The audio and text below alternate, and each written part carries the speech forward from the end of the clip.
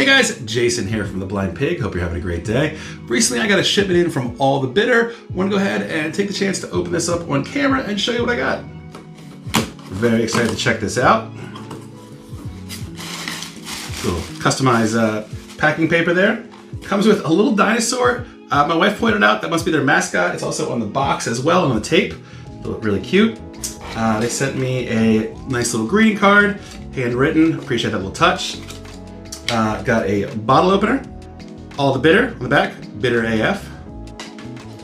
A bunch of cocktail cards, drink cards. Now these are non-alcoholic bitters, so some of these are mocktails. You could drink these with or without alcohol, they'll work either way. We got a full-size bottle of their lavender bitters. Never had a lavender bitter before. I do like the flavor, or at least the smell of lavender candles. Excited to try this out. I'm thinking this should pair well with maybe a more neutral spirit like a vodka or even a gin, something that really is a floral spirit to begin with. Kind of already got some drinks in mind this could work well for. Stay tuned for those.